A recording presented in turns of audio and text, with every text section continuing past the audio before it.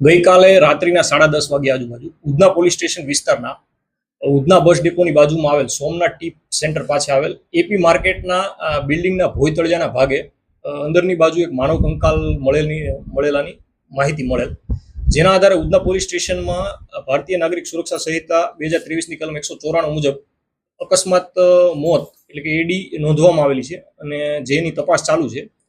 અને તપાસમાં જે માનવ કંકાલ મળી આવેલ તેનું ઇન્ક્વેસ્ટ પંચનામું ભરવામાં આવેલ છે. ત્યારબાદ માનવ કંકાલને ફોરેન્સિક પીએમ માટે હોસ્પિટલ મોકલી આપવામાં આવેલ છે. તથા જે માનવ કંકાલ મળી આવેલ તેની બાજુમાં એક બેગ પણ મળી આવેલ અને બેગમાં એક બુક મળી આવેલ અને બુકમાં એક જગ્યાએ સચિન રાજુ ડાભેકર લખેલું હતું કે મારું નામ આ છે. તો અત્યારે ફોરેન્સિક પીએમમાં ડીએનએ લેવડાવવાની પ્રોસેસ કરવામાં આવેલ છે તથા આ જે વ્યક્તિ જે છે એ કોણ છે તે અંગેની ઓળખ કરવાની પ્રોસેસ ચાલુ છે. આ અંગેની પ્રોસેસ અત્યારે ચાલુ છે વ્યક્તિની ઓળખ પ્રસ્થાપિત કરવા માટે. એ ફોરેન્સિક પીએમ નો રિપોર્ટ આવ્યા બાદ ખ્યાલ આવશે કે માનવ કંકાલ જે છે એ કેટલું જૂનું છે અને એની ઉંમર કેટલી છે.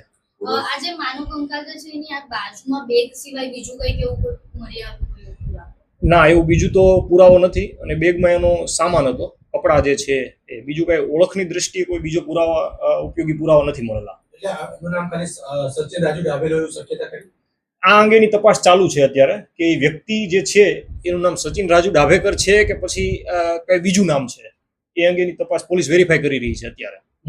સાહેબ, બંધ જે બિલ્ડિંગ છે એમાં જવાનું કારણ શું લાગે છે? ફૂટપાથ છે કે ત્યાં કોઈ ફેંકી દીધું છે?